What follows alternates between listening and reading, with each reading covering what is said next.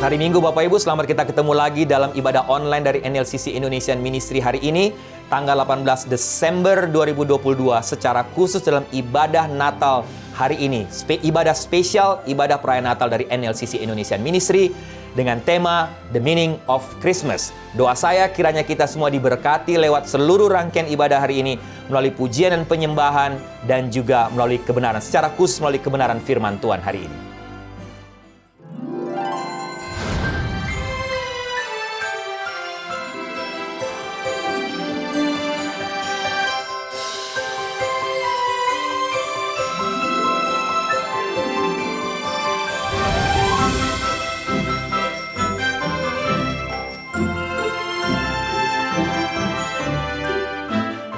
A present. Green. The blue one. Red. Because I want to open it. I want to give a surprise because Jesus is in our hearts. But I don't want to tell you. Surprises cannot be told. What I want to give for Jesus is whatever he wants because he loves me. Because he's been good to us. An iPad to watch YouTube. Toys. I kasih heart to give it. The heart. Money. Toys. Sing. God is so good. God is so good. God is so good to me. Boo! Selamat Hari Natal. Merry Christmas! We wish you a Merry Christmas. We wish you a Merry Christmas. We wish you a Merry Christmas and a Happy New Year. One more time!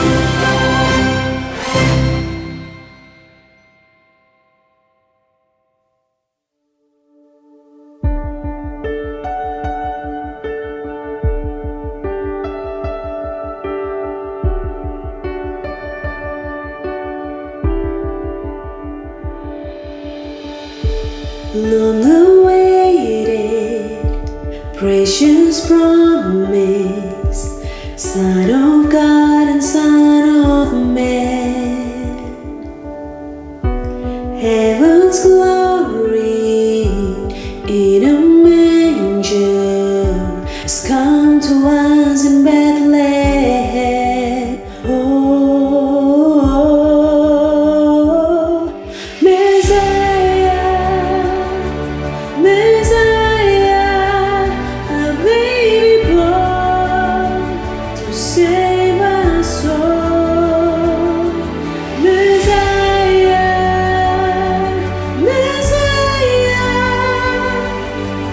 on our knees we fall.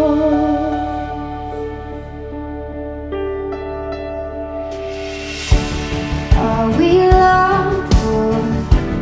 Are we needed? Shining in this child's eyes. Oh, forever death defeated because of this one holy night.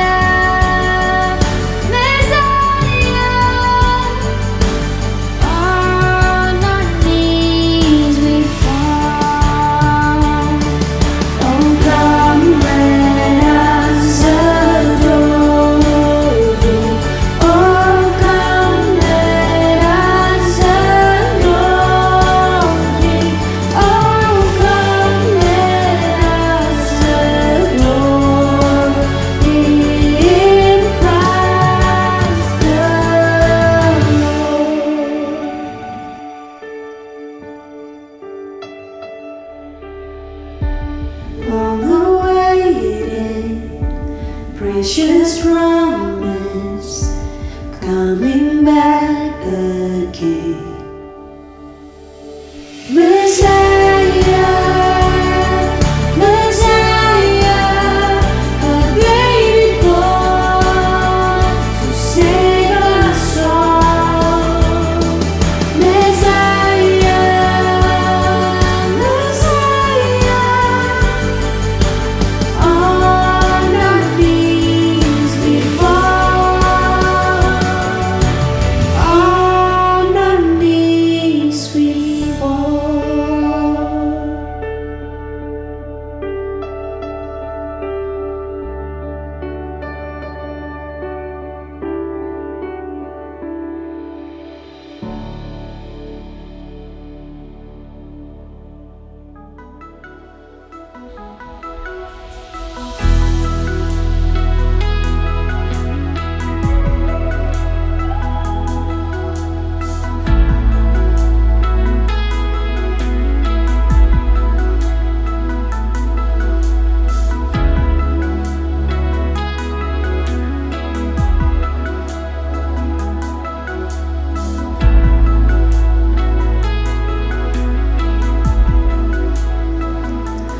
Hai kotamu Bethlehem, betapa kau senyap. Bintang di langit cemerlang melihat kau lelah. Namun di lorong gelapmu bersinar terang bakal harapanmu dan doamu kini terkabulkan.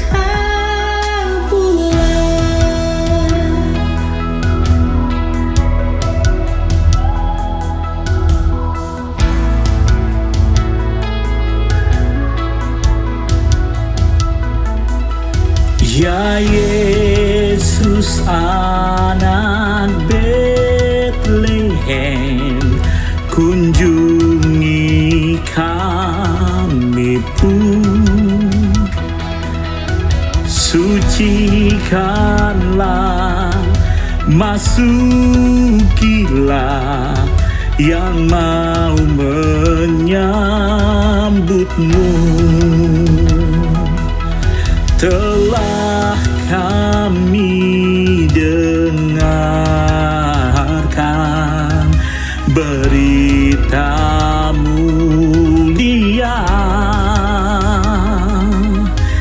kau beserta manusia kekal selamanya.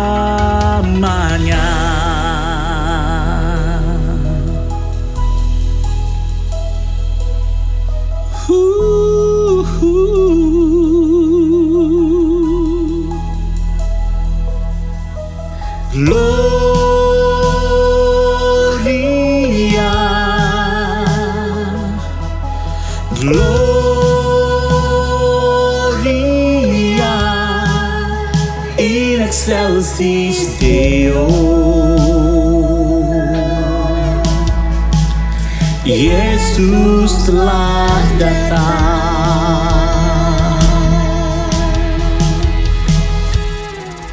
Oh holy child of Bethlehem, descend to us, we pray. Cast out our sin and enter in. Be born to us today. We hear the Christmas angels, the great glad tidings tell.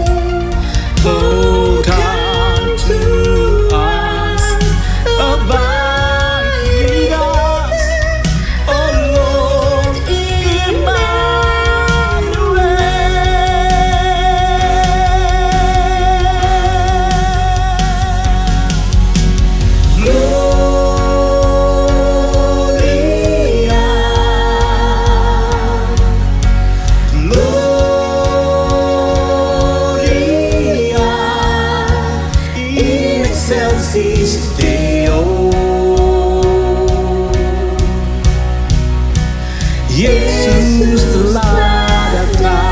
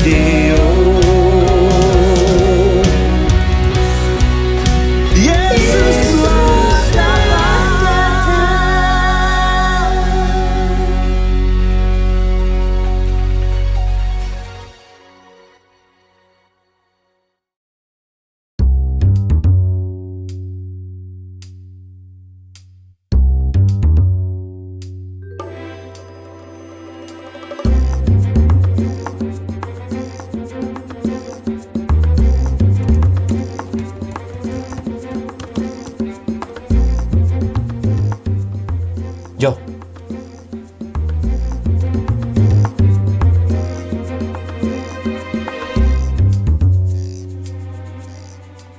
Jo.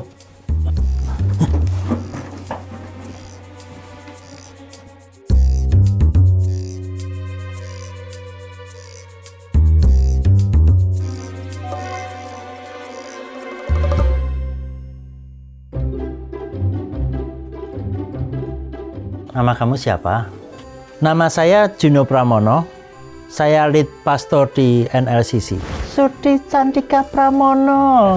James 007 Pramono. Kamu kalau Natal itu ngapain aja? Natal itu untuk saya harus ke gereja, membuat jemaat senang, bahagia, makan-makan. Dongo Pak, kalau Natal. Dongo itu berdoa sama Tuhan. Kalau Natal saya selalu di depan gereja. Berdoa, menerima hadiah. Menurut kamu Natal itu apa sih? Natal itu untuk memperingatin Tuhan Yesus lahir. Kita harus berdoa bersama. Kita harus mengucap syukur. Apalagi ya? Natal itu lihat pohon cemara, ada lampunya, dan dapat hadiah. Natal untuk James itu harus bersyukur dan berterima kasih kepada Tuhan. Di hari Natal kamu lebih suka memberi atau menerima? Saya lebih suka memberi karena saya sudah mendapatkan berkat dalam 1 tahun. Saya lebih suka menerima. Saya mboten gadah uang. Saya suka menerima. Karena saya butuh hadiah yang banyak. Terus yang terakhir ini, apa sih yang mau kamu sampaikan pada hari Natal ini? Untuk teman-teman, untuk dunia. Di hari Natal kita terpenting di hidup kita adalah mengucap syukur. Selalu mengucap syukur. Terima kasih sama Tuhan. Sudah diberi kehidupan. Mari kita berdoa bersama. Mengucap syukur kepada Tuhan. Saya kira cukup dari James 007 Pramono.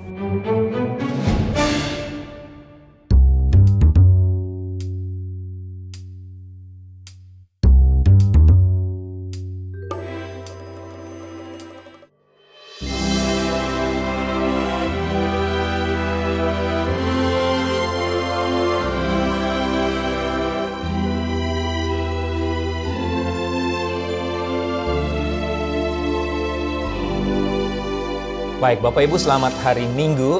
Selamat kita ketemu lagi dalam ibadah online dari NLCC Indonesia hari ini. Hari Minggu tanggal 18 Desember 2022. Secara khusus hari ini, secara in-person atau ibadah in-person, kita akan merayakan perayaan Natal dari NLCC Indonesia. Di sini, di Amerika. Doa saya kiranya melalui seluruh rangkaian ibadah Natal online dan secara khusus melalui kebenaran firman Tuhan yang ingin saya share kepada Bapak Ibu hari ini, kiranya menjadi berkat, menguatkan kita lagi khususnya dalam memasuki masa Natal tahun ini atau merayakan Natal di tahun ini. Mari kita tundukkan kepala, kita berdoa sebelum kita lebih jauh membaca dan merenungkan firman Tuhan hari ini. Tuhan, kami bersyukur dan berterima kasih karena hari ini kami ada waktu kesempatan lagi untuk beribadah, untuk memuji dan menyembah-Mu dan secara khusus mendengarkan kebenaran firman-Mu. Khususnya di hari ini, NLCC Indonesia merayakan Natal untuk merayakan hari kelahiran-Mu ke dalam dunia ini, ketika Engkau datang ke dalam dunia ini sekitar 2000 tahun yang lalu. Dan kiranya melalui ibadah Natal, perayaan Natal hari ini, baik kami yang akan hadir secara in-person maupun Bapak Ibu yang sedang menyaksikan ibadah ini secara online, kami semua diberkati oleh ibadah hari ini. Kami semua diberkati oleh kebenaran firman-Mu. Terima kasih Tuhan. Hadirlah di sini, dalam ruangan ini, hadirlah di rumah, di ruangan semua Bapak Ibu yang sedang mengikuti ibadah hari ini. Dalam nama Tuhan Yesus kami berdoa. Amin. Baik Bapak Ibu, sehubungan dengan Natal kita tahun ini, Natal dari NLCC Indonesia, Indonesian Ministry, saya ingin menyampaikan firman Tuhan di bawah satu tema, The Meaning of Christmas, atau arti dari Natal, dengan satu subtema, The Heart of Giving, atau hati yang memberi. Dasar firman Tuhannya adalah dari Injil Matius pasal 2, ayat 1-12. Saya akan baca buat Bapak Ibu bisa baca di Alkitab Bapak Ibu, atau di telepon handphone Bapak Ibu, atau Bapak Ibu juga bisa lihat di screen. Matius pasal 2, ayat 1-12, demikian firman Tuhan. Sesudah Yesus dilahirkan di Bethlehem di tanah Yudea, pada zaman Raja Herodes, datanglah orang-orang Majus dari timur ke Yerusalem dan bertanya-tanya, di manakah dia raja orang Yahudi yang baru dilahirkan itu? Kami telah melihat bintangnya di timur dan kami datang untuk menyembah dia. Ketika Raja Herodes mendengar hal itu, terkejutlah ia beserta seluruh Yerusalem. Maka dikumpulkannya semua imam kepala dan ahli Taurat bangsa Yahudi, lalu dimintanya keterangan dari mereka di mana Mesias akan dilahirkan.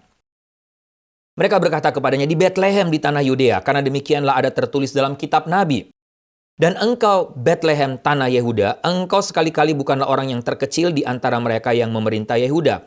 Karena daripadamu akan bangkit seorang pemimpin yang akan menggembalakan umatku Israel. Ayat 7. Lalu dengan diam-diam Herodes memanggil orang-orang Majus itu dan dengan teliti bertanya kepada mereka, bila mana bintang itu nampak? Kemudian ia menyuruh mereka ke Bethlehem, katanya, pergi dan selidikilah dengan seksama hal-hal mengenai anak itu dan segera sesudah kamu menemukan dia, kabarkanlah kepadaku supaya aku pun datang menyembah dia. Setelah mendengar kata-kata raja itu berangkatlah mereka dan lihatlah bintang yang mereka lihat di timur itu mendahului mereka hingga tiba dan berhenti di atas tempat di mana anak itu berada. Ketika mereka melihat bintang itu sangat bersukacitalah mereka. Ayat 11, maka masuklah mereka ke dalam rumah itu dan melihat anak itu bersama Maria ibunya, lalu sujud menyembah dia. Mereka pun membuka tempat harta bendanya dan mempersembahkan persembahan kepadanya, yaitu emas, kemenyan, dan mur. Dan ayat 12 terakhir, dan karena diperingatkan dalam mimpi supaya jangan kembali kepada Herodes, maka pulanglah mereka ke negerinya melalui jalan lain. Bapak Ibu, Saya yakin kita semua tahu dan sangat familiar dengan gambar ikonik dari siluet 3 orang Majus yang sedang berjalan di tengah malam, di mana langit penuh dengan bintang, dengan satu bintang besar yang sedang bersinar di atas palungan. Bintang yang bersinar selama perjalanan mereka dan membawa mereka sampai kepada palungan di mana bayi Yesus berada. Dan kalau Bapak Ibu perhatikan di bawah gambar ada tulisan selalu dalam siluet itu, orang bijak masih terus mencari dia. Maksudnya mencari Yesus. Nah, Bapak Ibu lain kali kalau Bapak Ibu melihat gambar itu lagi tahun ini dalam merayakan Natal di mana saja, khususnya di papan-papan reklame, iklan di jalan-jalan raya atau di mana saja, sebaiknya Bapak Ibu lihat dan baca semua tulisan yang ada di situ dengan seksama. Kenapa? Menarik Bapak Ibu, saya baca satu tulisan American Atheist Association atau AAA rupanya telah berusaha membajak citra dari gambar ikonik tersebut, gambar 3 orang Majus yang berjalan di tengah malam di bawah langit yang penuh dengan bintang, khususnya ketika mereka mau bertemu dengan Yesus. Dan American Atheist Association itu menyisipkan satu penjelasan tersendiri dari gambar itu. Mereka tulis begini, dalam bahasa Indonesia, Anda tahu itu hanya mitos. Dan musim ini mari kita rayakan alasannya. Kira-kira seperti itu Bapak Ibu. Artinya, American Atheist Association rupanya bekerja sama dengan satu lembaga yang namanya The Freedom from Religion Foundation dan yayasan yang berikut yaitu The American Humanist Association. Mereka bekerja sama untuk membajak citra dari gambar ikonik ini. Tujuannya adalah ini sebenarnya upaya mereka untuk mendefinisikan kembali pesan dari Natal. Sehingga 3 organisasi ini, American Atheist Association, The Freedom from Religion Foundation, dan juga The American Humanist Association, mereka berupaya untuk berkampanye bersatu untuk mengganti pesan dari Natal yang sesungguhnya. Dengan tujuan supaya orang-orang humanis, orang-orang ateis itu sekarang berani untuk keluar dan unjuk gigi, kata mereka. Sehingga Dave Silverman, presiden dari American Atheist Association, dia katakan begini, apa yang saya atau kami 3 lembaga ini coba lakukan? Kami sebenarnya ingin mematahkan siklus itu atau siklus dari pesan Natal itu, katanya. Kita harus berani pada masa sekarang untuk keluarkan ateis dari tempat-tempat persembunyian mereka. Apa maksudnya? Mereka kampanye, membajak siluet ikonik itu dan katakan ini mitos, supaya orang-orang ateis makin berani keluar dan menampakkan diri mereka dan menyatakan diri mereka kepada orang banyak bahwa ini loh, saya orang ateis, saya juga sama dengan kalian, saya ini orang baik, saya orang juga yang sama membayar pajak, saya juga orang yang sama rajin memberi beramal untuk membantu mereka-mereka yang susah dan miskin. Sehingga kami ini sebenarnya sama dengan kalian, Bapak Ibu. Tapi tujuannya satu. Tujuan dari 3 lembaga ini membajak siluet Natal atau pesan Natal adalah supaya orang ateis sekarang berani keluar, tidak merasa mereka menjadi kelompok yang tersendiri atau kelompok minoritas. Tapi sekarang waktunya untuk keluar dan katakan bahwa Natal itu mitos, kitalah orang yang tidak percaya Tuhan, ini adalah kelompok yang benar. Tapi Bapak Ibu, kalau Bapak Ibu perhatikan, sebenarnya bukan hanya kesan atau informasi dari gambar klasik atau ikonik tentang 3 orang Majus yang ingin dibantah dan diselewengkan maknanya oleh kelompok para ateis dan humanis tadi. Tapi sebenarnya mereka ingin membajak arti atau pesan dari seluruh kisah Natal. Khususnya kisah bagaimana Allah datang ke dalam dunia ini menjadi manusia melalui diri Yesus. Inilah yang ingin dibantah oleh mereka. Mereka ingin buktikan bahwa ini benar-benar mitos, ini hanya legenda belaka. Mana bisa, mana mungkin Allah itu datang ke dalam dunia menjadi manusia dan lahir sebagai bayi di palungan, di kandang yang hina. Sehingga Bapak Ibu sekali lagi, kelompok ateis berusaha untuk membajak, mengganti pesan Natal yang sesungguhnya. Pertanyaan untuk Bapak Ibu dan saya, bagaimana dengan kita? Bagaimana dengan kita hari ini? Bagaimana dengan kita tahun ini dalam kita merayakan Natal bersama? Hari ini dari bagian firman Tuhan tadi Bapak Ibu, Matius pasal 2, kita mau belajar bersama dari kisah orang Majus. Kalau Bapak Ibu dan saya setuju dengan kelompok ateis tadi dan humanis katakan bahwa kisah Natal itu adalah mitos, Bapak Ibu, kita akan kehilangan banyak makna rohani penting dari Natal. Kita akan kehilangan banyak makna rohani penting dari kisah ini. Kisah di mana Allah datang ke dalam dunia, menyelamatkan umat manusia. Tapi sekali lagi, sebelum kita lebih jauh belajar dari kisah orang Majus dalam Matius pasal 2 tadi Bapak Ibu, pertanyaan klasik. Saya sudah tanyakan minggu lalu dalam kebaktian, atau beberapa waktu lalu dalam kebaktian in person di NLCC Indo. Apa itu Natal? Bapak Ibu, kita sudah merayakan Natal berapa kali? Berapa kali? Kalau umur 40 sudah paling tidak 40 kali. Kalau ada orang yang merayakan Natal lebih dari satu kali dalam satu tahun, sudah berapa puluh, berapa ratus, mungkin berapa ribu kali merayakan Natal. Tapi apa arti Natal, Bapak Ibu? Menarik, ada 3 jawaban terbanyak ketika pertanyaan klasik tadi dilontarkan di sebuah klub Kristen, Bapak Ibu. Yang pertama, hadiah. Ya, ini klub Kristen. Kedua, pohon Natal. Ketiga, salju. Ada beberapa jawaban lain yang juga saya temukan di Facebook.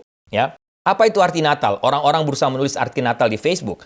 Yang pertama, kelompok pertama atau ada jawaban yang mengatakan, Natal adalah waktu di mana banyak orang menghabiskan uang untuk membeli sesuatu yang sebenarnya dia tidak mau tapi tetap saja dibeli.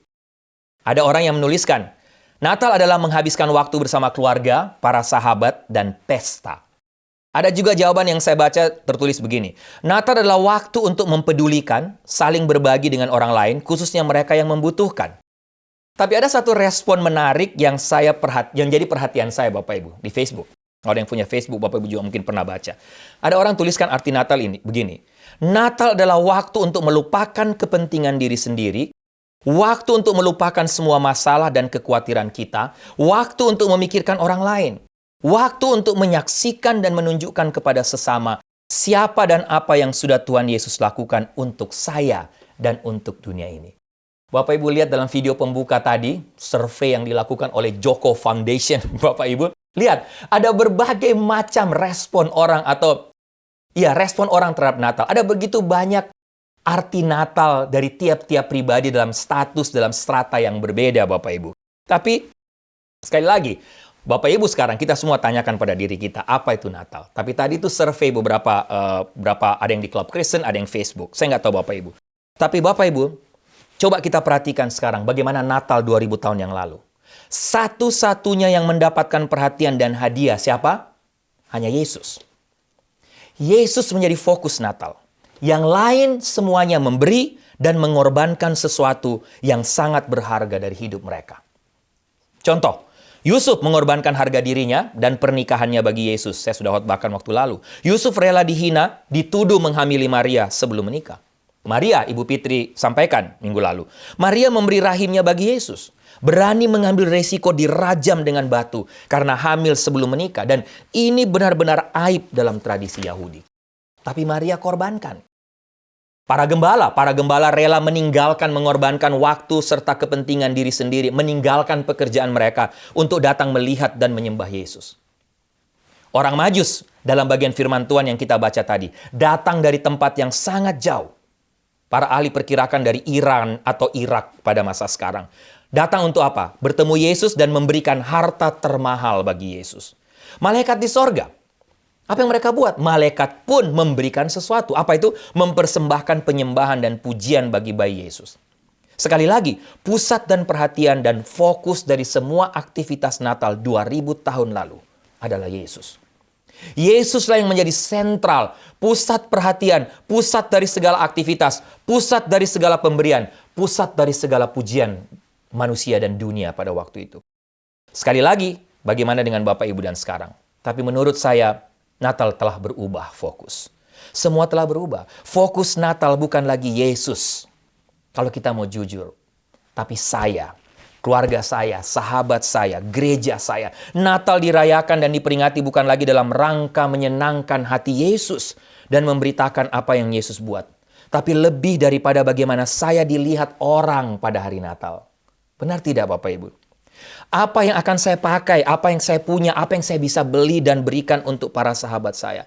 Tema-tema Natal dibuat bukan lagi dalam rangka memperkenalkan Yesus dan karya keselamatannya. Tapi lebih kepada supaya banyak orang bisa hadir, para undangan yang datang ke perayaan Natal, ke gereja saya bisa disenangkan, dipuaskan, bisa memuji saya dan gereja saya karena acaranya, praise and worship-nya bagus dan lain sebagainya. Sehingga Bapak Ibu, makna Natal yang sesungguhnya makin lama semakin hilang. Natal bukan lagi menjadi waktu-waktu di mana kita berpikir untuk berbuat sesuatu dan memberi, tapi lebih kepada mengharapkan sesuatu. Bapak Ibu, itu berarti bicara Natal, berarti bicara soal memberi dan berbuat sesuatu, bukan justru menerima dan mengharapkan sesuatu. Peristiwa Natal sesungguhnya menggambarkan hati Allah sendiri. Hati yang seperti apa? Hati yang penuh belas kasihan, hati memberi. Lihat saja di mana dan dari mana Natal dimulai. Allah datang ke dalam dunia melalui diri anaknya Yesus Kristus. Allah memberikan anaknya yang tunggal untuk menyelamatkan dunia yang berdosa. Ketika Allah datang dalam dunia dalam diri Tuhan Yesus, Natal pun terus diisi oleh nuansa memberi, Bapak Ibu. Mulai dari para malaikat sampai kepada para gembala, semuanya memberi, bukan menerima. Sehingga sekali lagi, tanyakan pada diri kita masing-masing. Saya juga tanyakan pada diri saya, bagaimana dengan saya? Bagaimana dengan saya di Natal tahun ini, Natal hari ini? Jangan sampai kita kehilangan makna Natal yang sesungguhnya lagi di tahun ini, Bapak Ibu. Mari kita kembalikan semangat Natal 2000 tahun yang lalu. Semangat memberi, bukan justru mengharapkan atau menerima. Jadikanlah Natal tahun ini Natal yang penuh makna untuk kita dengan jalan berbagi dan peduli kepada mereka yang membutuhkan. Bagaimana caranya, Bapak Ibu? Saya mau kita belajar dari orang Majus. Pemberian seperti apa yang dapat kita berikan kepada Tuhan Yesus hari ini? Kita belajar dari orang Majus. Saya ketika membaca bagian firman Tuhan ini, saya mendapatkan paling tidak ada 2 pelajaran berharga penting dari pemberian para Majus dalam pembacaan tadi. Yang pertama, Bapak Ibu, saya belajar pemberian orang Majus. Pemberian mereka adalah pemberian sejati. Kenapa saya katakan pemberian mereka adalah pemberian sejati? Atau mengapa saya katakan pemberian mereka adalah pemberian sejati? Ada beberapa hal. Yang pertama, perhatikan siapa mereka.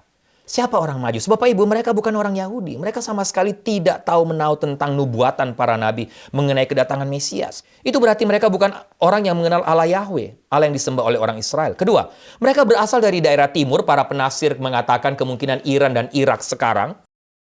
Bapak Ibu, diperkirakan daerah Babilonia di tanah Persia.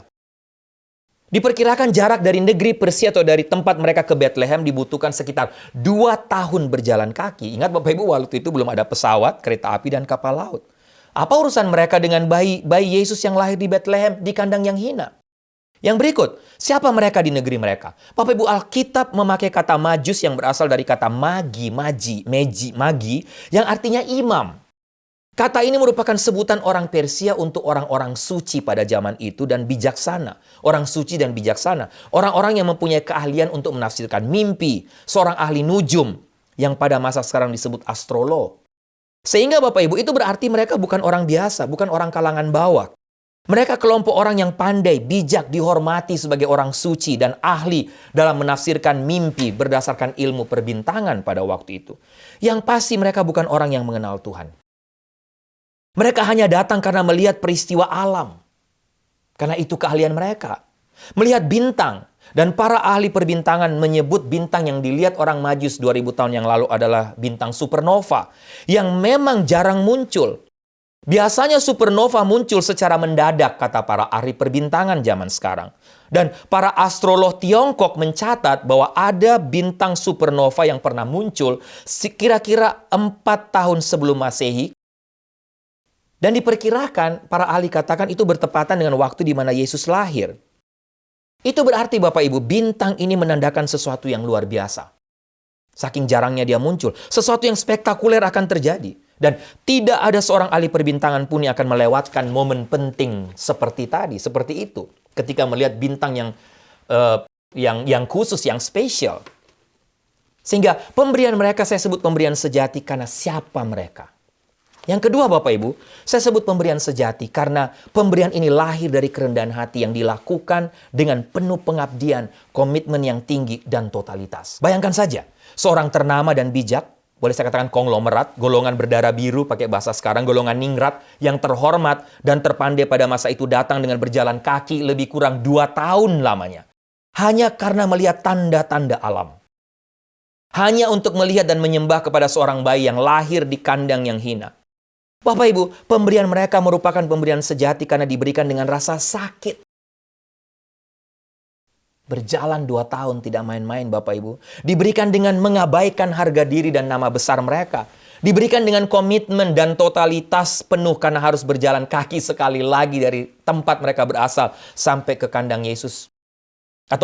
Sampai kepada bayi atau kanak-kanak Yesus pada waktu sudah 2 tahun Bapak Ibu, sehingga di kemungkinan Yesus sudah berumur 2 tahun waktu mereka temui, tidak di kandang lagi. Pemberian mereka adalah pemberian sejati karena diberikan dengan dasar kerendahan hati, bukan karena ingin dipuji oleh orang lain. Diberikan dengan penuh komitmen, diberikan dengan rasa sakit tapi sekaligus dengan penuh sukacita. Bapak Ibu, tidak ada beban sama sekali dari orang Majus dalam pemberian ini. Karena mereka tahu kepada siapa mereka memberi. Mereka memang orang penting, tapi bayi ini jauh lebih penting. Mereka orang ternama, tapi bayi ini tentunya lebih ternama dari mereka. Mereka tahu bahwa ketika dibandingkan dengan bayi Yesus ini, tidak ada artinya diri mereka, siapa mereka.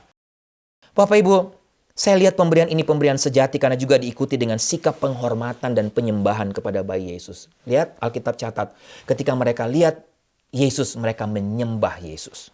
Bapak Ibu, sekali lagi menurut kita, pemberian seperti apa yang dapat disebut sebagai pemberian sejati dan berharga kalau pada konteks pada masa sekarang? Menurut saya ada beberapa kriteria.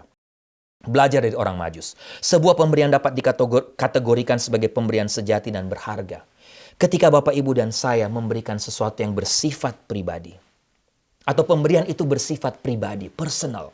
Yang kedua, diberikan dengan rasa sakit dan tidak dapat dibayar kembali. Dengan kata lain, pemberian sejati adalah pemberian yang tidak dapat dinilai dengan uang, tidak dapat dinilai secara materi.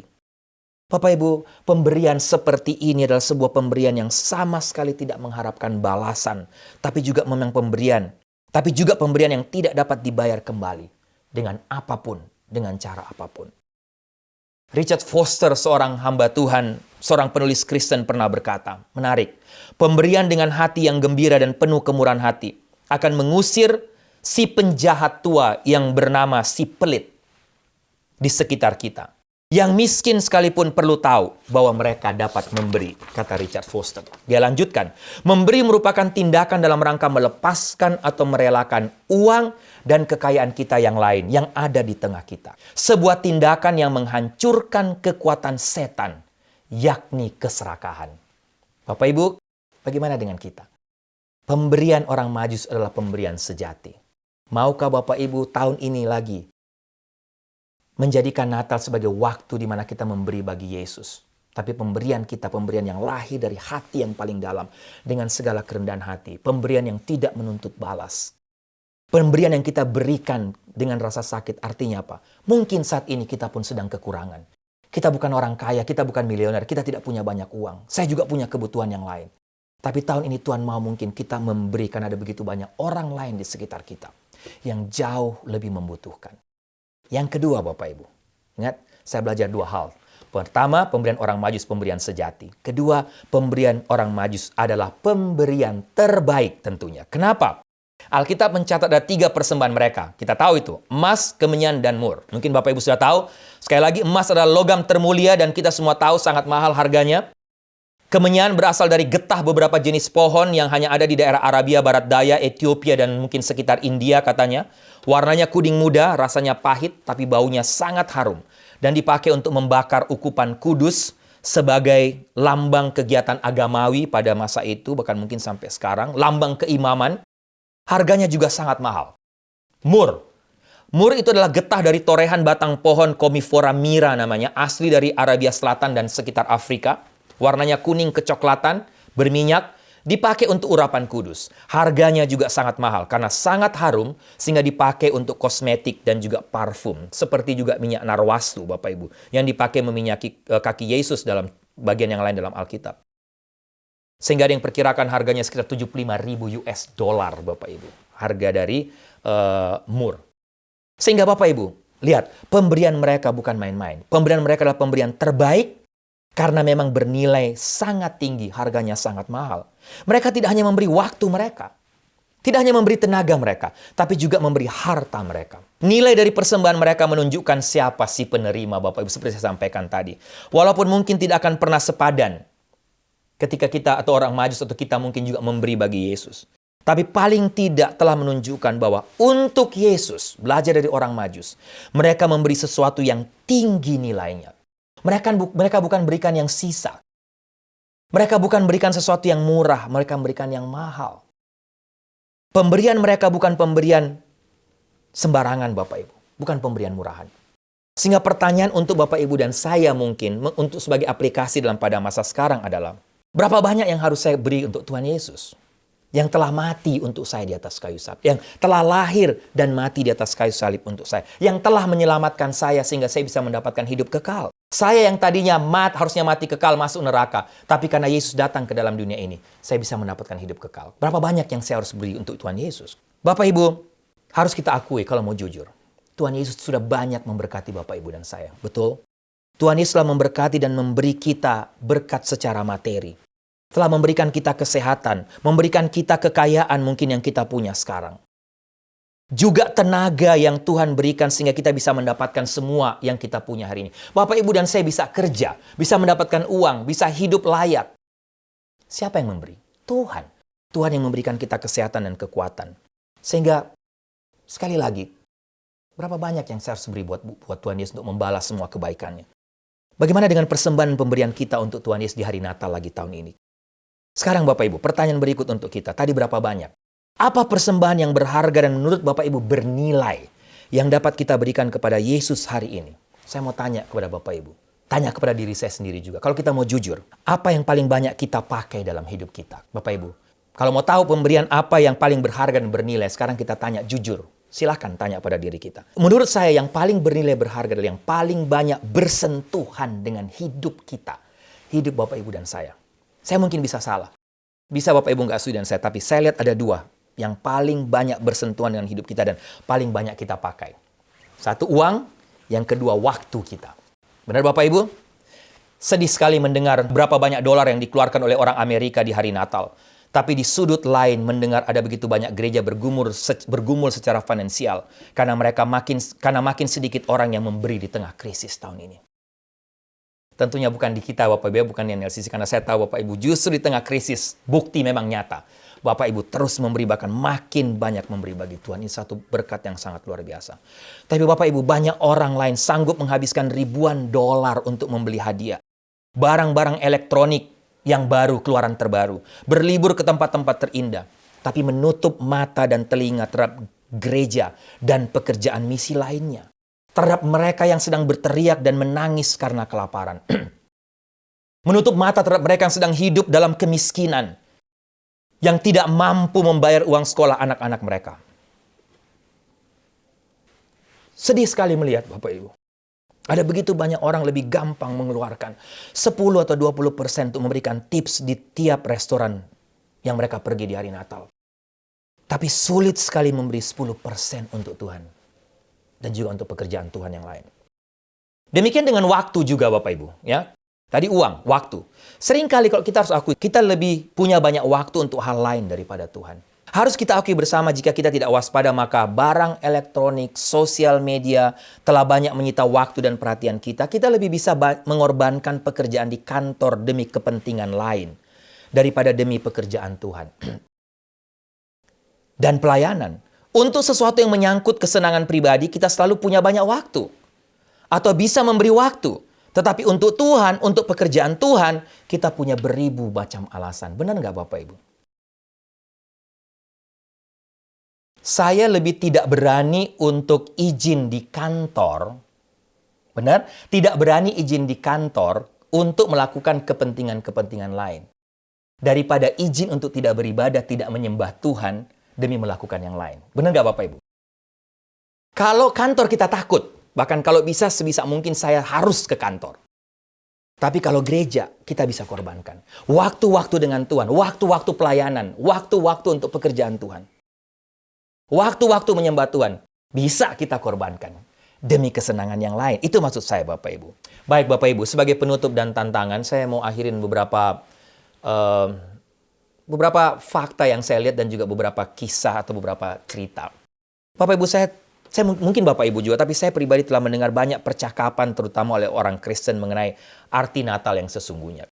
Saya juga banyak menyaksikan bagaimana orang Kristen terjerat dengan kesibukan Natal. Mereka meluangkan banyak waktu, banyak jam, bahkan berhari-hari di pusat-pusat perbelanjaan. Dalam rangka apa? Mencari, membeli hadiah. Bagus sebenarnya untuk diberikan kepada orang lain. Tapi akhirnya fokusnya kepada hadiah. Kalau nggak beli hadiah pada Natal tahun ini rasanya kurang lengkap. Tapi Bapak Ibu, pada waktu yang bersamaan, jangan lupa, dunia ini penuh dengan orang-orang yang kelaparan dan serba kekurangan juga. Yang seolah-olah dengan diam boleh saya katakan memandang melalui jendela rumah mereka dan mengemis. Mengemis apa Bapak Ibu? Mengemis sisa makanan atau mungkin kain. Kain untuk guna menyelimuti, melindungi mereka karena mereka dingin pada waktu malam. Mereka pun tidak punya tempat berteduh. Mengharapkan satu jawaban atas penderitaan, kemelaratan, dan penindasan yang mereka alami. Bapak Ibu, kalau kita mau menghitung semua uang yang telah kita hamburkan, mungkin terlalu ekstrim kok saya katakan hambur, tapi yang kita pakai di musim Natal ini, di mana arti terbesar adalah Bapa memberikan putranya yang satu-satunya, yang datang untuk hidup dan mati bagi kita.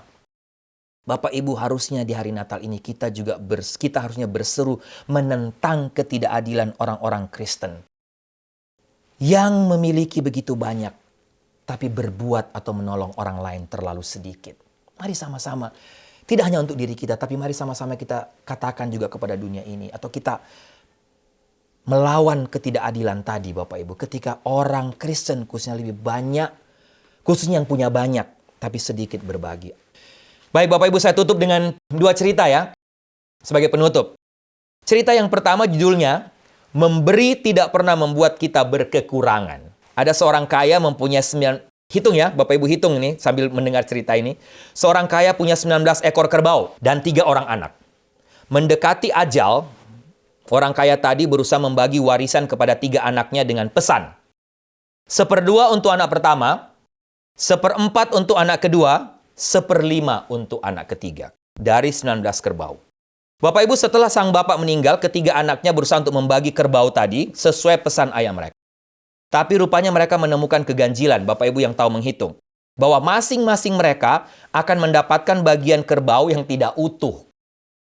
Masing-masing tidak mau mengalah dan berusaha mendapatkan bagian utuh. Sehingga terdengarlah kabar pertengkaran mereka oleh seorang bapak yang miskin yang hanya punya 1 ekor kerbau. Akhirnya bapak tersebut menemui 3 anak tadi dan bersedia dengan ikhlas memberikan kerbaunya supaya masing-masing mendapatkan bagian yang utuh. Oke? Anak-anak itu setuju dan mereka mulai membagi Bapak Ibu. Anak pertama mendapatkan berapa? Setengah dari 20, 19 sudah ditambah 1 kerbau dari orang miskin tadi. Anak pertama mendapat setengah dari 20 berapa? 10. Oke, genap kan? Nggak kepotong. Anak kedua mendapat 1/4 dari 20. Berapa? Dapat 5 ekor utuh. Anak ketiga 1/5 dari 20. Berapa? 4. Ya kan? Demikianlah masing-masing mendapatkan bagian yang utuh dan totalnya. Silakan hitung total. 10 tambah 5 tambah 4. Berapa? 19. Sisa 1 ekor, kan? Tadi 20. Dikembalikan kepada bapak tadi. Bapak Ibu, ternyata dengan memberi, kita tidak akan kehilangan apa yang menjadi milik kita. Secara matematis, Bapak Ibu. Luar biasa kan? Si miskin, bapak miskin kasih korbankan 1 kerbaunya, supaya anak-anak tadi tidak berkelahi. Tapi kembali juga dia dapat. Oke, cerita terakhir Bapak Ibu ya. Menarik, judulnya. Pemberian yang mendatangkan mujizat. Saya baca judulnya menarik, saya baca. Diceritakan begini. Saya baca saja buat kita. Seorang single mom bernama Diane Rayner bercerita tentang Natal spesial ketika putra bungsunya yang bernama Marty baru berusia 8 tahun.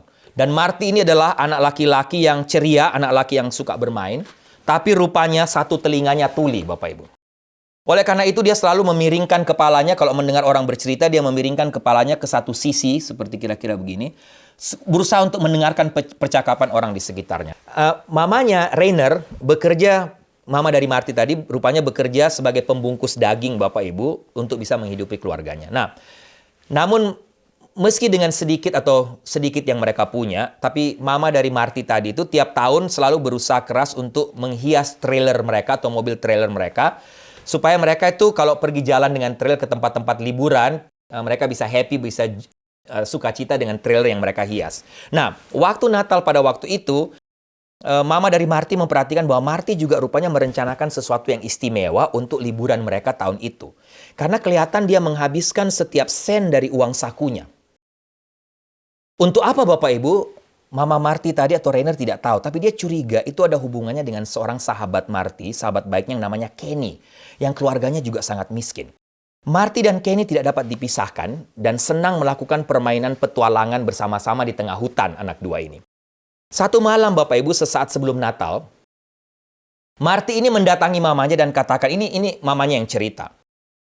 Marty mendatangi saya dan berkata dengan nada bercampur senang dan bangga katanya, "Ma, saya telah membelikan sesuatu buat Kenny. Saya belikan dia hadiah Natal. Ini adalah sesuatu yang dia inginkan dalam waktu yang sudah cukup lama." Kemudian dia keluarkan dari sakunya Bapak Ibu sebuah kompas kecil untuk mengarahkan seorang, ya karena mereka sering bertualang, jadi rupanya dia belikan kompas yang untuk menolong mereka kalau mereka masuk hutan. Bapak Ibu, Rainer sang mama tadi begitu senang putranya begitu bijak dan berkorban kumpulkan uang sen demi sen. Tetapi mamanya khawatir kalau Marty mau berikan kepada Kenny nanti takut orang tuanya nggak senang atau tidak mau terima hadiah itu. Sehingga dia berusaha memberitahu kepada Marty, takutnya nanti orang tua atau Rainer itu atau Kenny atau orang tuanya nggak mau terima. Terus Marty bilang gini, "Aku tahu, Ma. Tapi bagaimana kalau saya lakukan itu untuk surprise, rahasia. Jadi orang tuanya tidak tahu." Kira-kira begitu Bapak Ibu. Nah, satu waktu malam Natal Bapak Ibu, kira-kira tanggal 24 malam, hujan sangat dingin.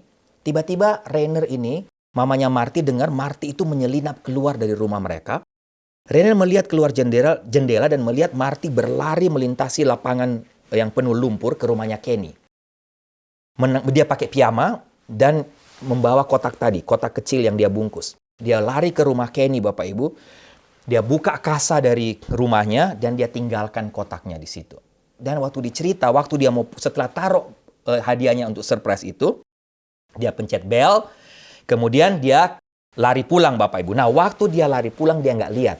Dia tabrak pagar, rupanya itu ada kandang kuda di daerahnya, kayak kandang atau pagar di daerah rumahnya Kenny Bapak Ibu. Dia tabrak itu pagar, rupanya itu pagar listrik.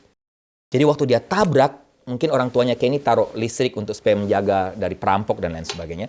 Dia tabrak Bapak Ibu dan dia kestrum. Mamanya lihat dari jendela, Marty terbaring lemas di tanah yang berlumpur pada waktu itu dan tubuhnya bergetar karena kena strom, kena kontak dari listrik Bapak Ibu dan napasnya terengah-engah. Tapi dia tetap pulang. Habis dia kena strom itu Bapak Ibu, Marty cerita itu, dia lihat anaknya tetap lari pulang Bapak Ibu. Dia lihat anaknya masuk terhuyung-huyung melewati pintu. Dia lihat badannya gemetar, bibirnya juga gemetar.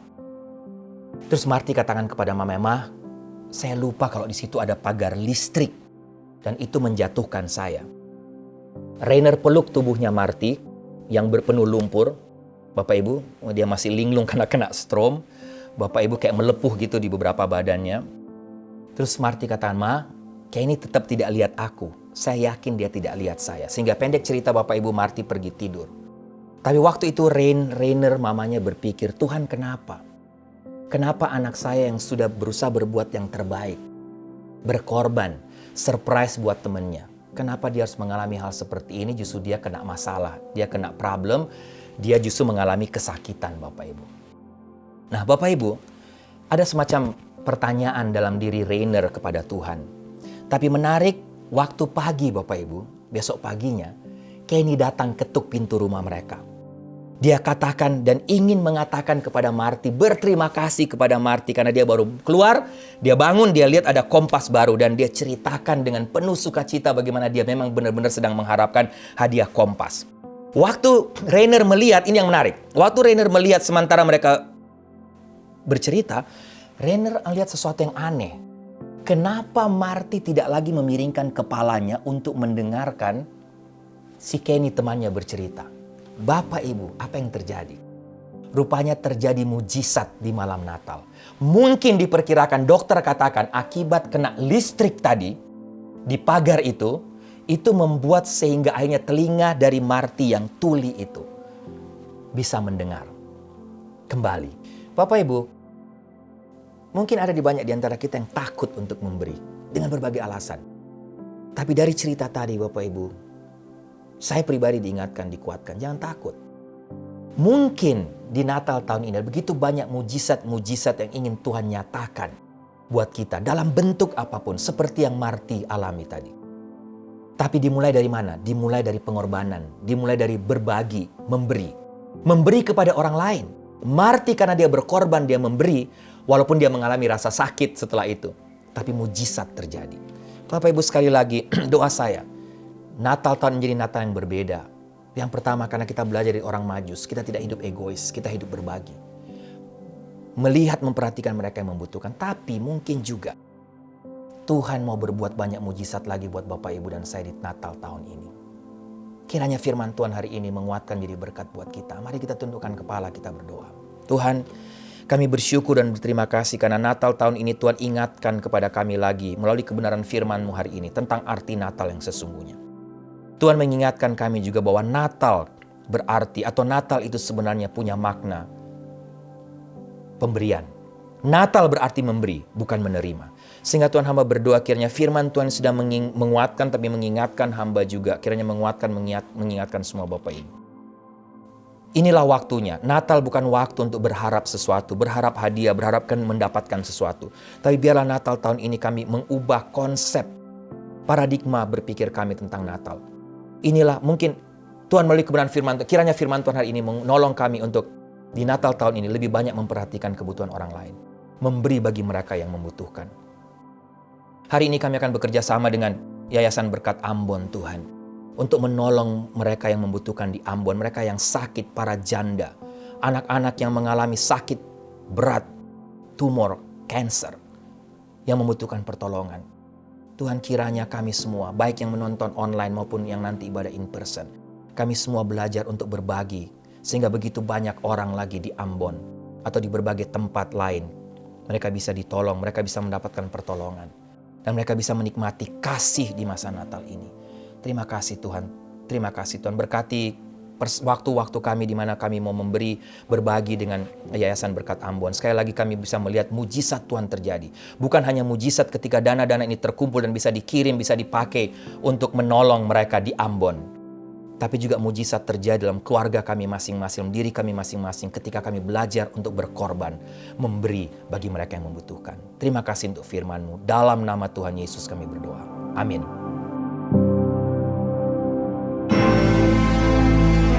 Ya Bapak Ibu, seperti yang sudah saya sampaikan minggu lalu, bahkan kepada Jemaat NLCC dalam rangka merayakan Natal tahun ini, memang itu sudah menjadi komitmen dari kita, dari NLCC Indonesia. Tiap tahun kita merayakan Natal, kita ada 2 persembahan selain persembahan rutin, tapi kita juga tiap tahun di masa Natal mau mengumpulkan dana tersendiri untuk membantu mereka yang susah, mereka yang membutuhkan di Indonesia, gereja-gereja di pedalaman, hamba-hamba Tuhan yang tidak punya rumah yang layak, misalnya kita bangunkan pastori dan lain sebagainya. Nah, tahun ini kita akan bekerja sama, tahun ini NLCC Indonesia bekerja sama dengan satu yayasan namanya Yayasan Berkat Ambon, khusus untuk membantu orang-orang di Ambon, janda-janda di Ambon yang memang disupport oleh Yayasan Berkat Ambon, dan juga orang-orang di Ambon, khususnya anak-anak kecil di Ambon yang sejak kecil mereka sudah punya tumor, mereka sudah punya sakit-sakit yang berat, kanker dan lain sebagainya.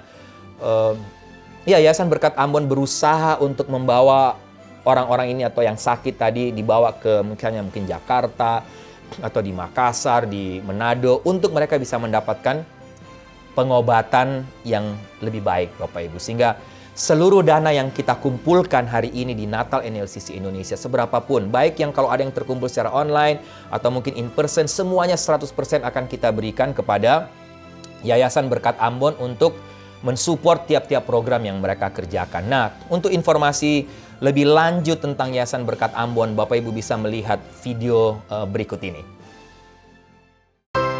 Berkat Ambon ada di dekat. Hi, my name is Linda Musel and I'm here to represent Berkat Ambon Charitable Fund. Berkat Ambon was created with a mission to provide support and relief to those in need in Ambon, Indonesia. And Berkat Ambon was born in August 11, 2016. When we start Berkat Ambon, we start first with helping the widows and some people that because of COVID they have lost their jobs. We gave them sembako and we start with only 20. Now we have 74 widows. And beside that, we also help Pelita Kasih Panti Asuhan, that's special for the blind people, tunanetra. We help them by giving 200 liter minyak tanah. And with that minyak tanah, they sell it and they use the money for their daily transportation, taking the bus from home to school, back and forth. Puji Tuhan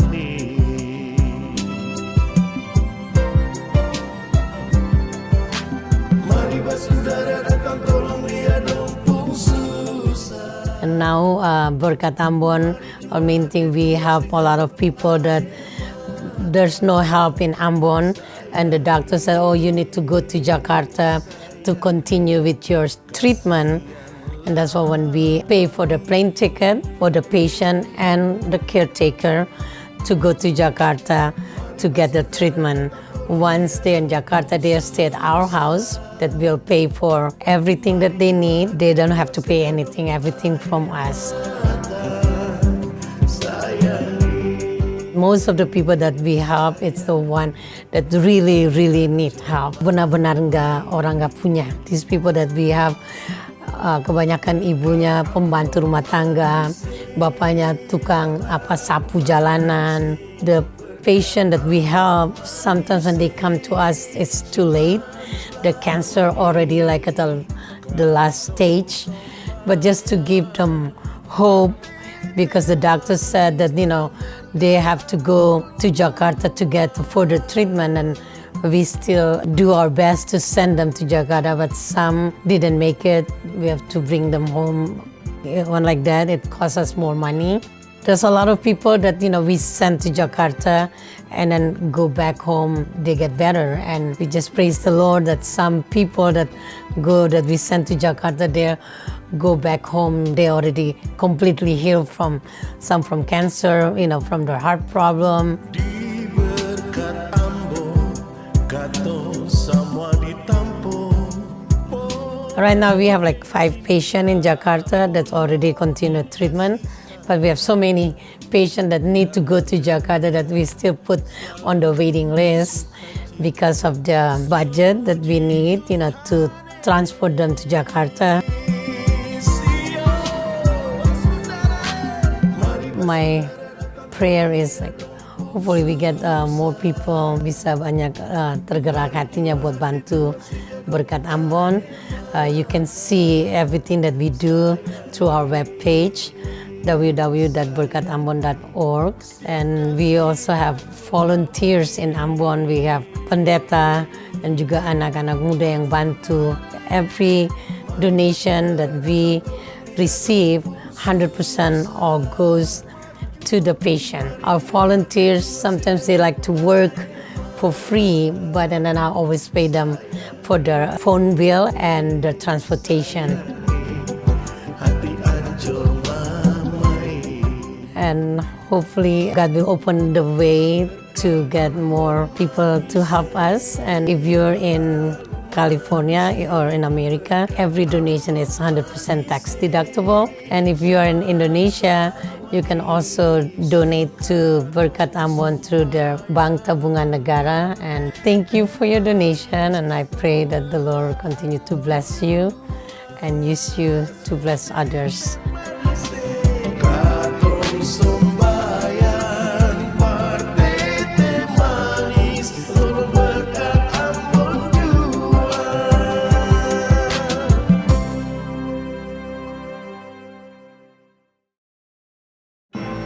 Baik Bapak Ibu, kita sudah sama-sama menyaksikan video tentang pelayanan dari Yayasan Berkat Ambon. Jika Bapak Ibu ingin memberi, khususnya jemaat NLCC Indonesia, dan juga Bapak Ibu yang menonton ibadah online NLCC Indonesia yang tinggal di Amerika, kalau Bapak Ibu mau memberi, ikut berbagi dengan Yayasan Berkat Ambon, 2 cara Bapak Ibu bisa memberikan langsung kepada Yayasan Berkat Ambon, atau Bapak Ibu juga bisa memberikan cek atau menulis cek melalui NLCC. Bapak Ibu bisa tulis cek, pay ordernya kepada NLCC, dan Bapak Ibu tulis di bawah note sebelah kiri, Bapak Ibu bisa tulis untuk Yayasan Berkat Ambon. Sedangkan Bapak Ibu yang di Indonesia, Bapak Ibu bisa menuliskan atau memberikan persembahan Bapak Ibu, entah dalam bentuk cash atau Bapak Ibu mau transfer, terserah Bapak Ibu di Indonesia yang lebih tahu. Bapak Ibu bisa langsung memberikan persembahan Bapak Ibu kepada Yayasan Berkat Ambon dengan informasi berikut, dengan informasi yang ada di screen juga.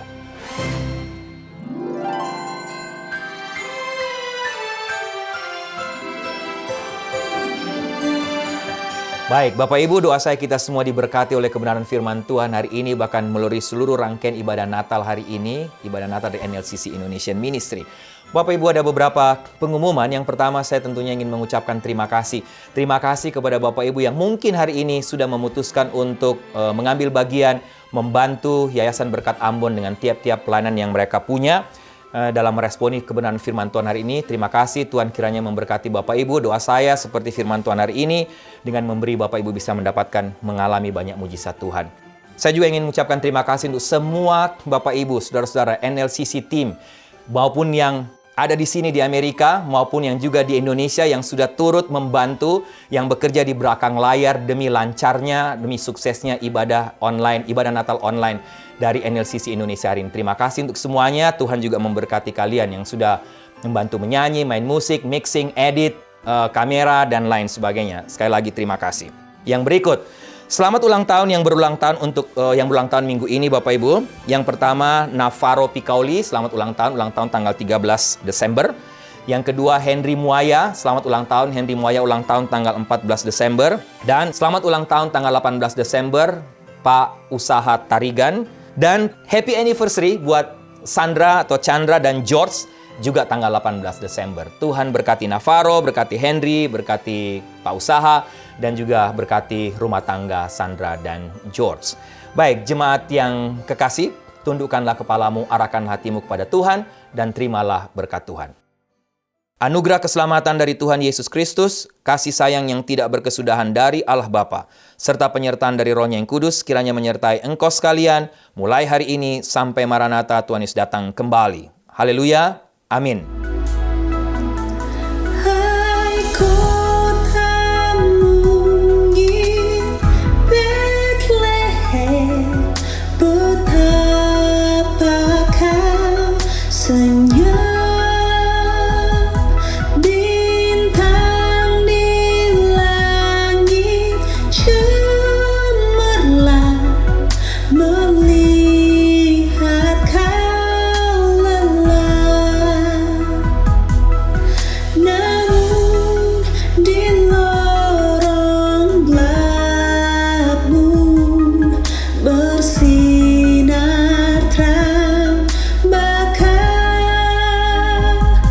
harapanmu dan doamu kini terkabulkan.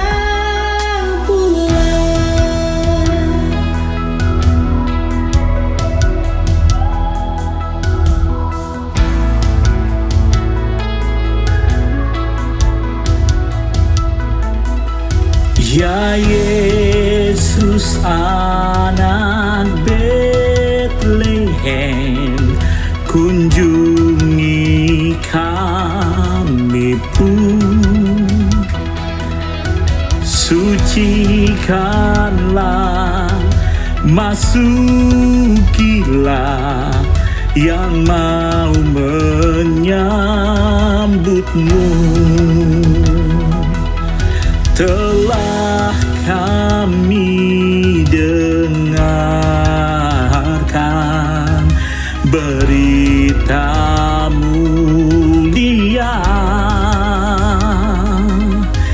kau beserta manusia kekal selamanya.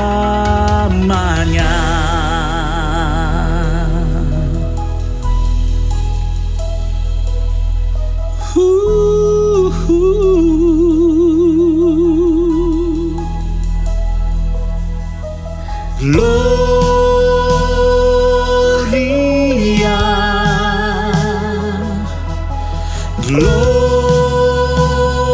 Gloria in excelsis Deo. Yesus telah datang.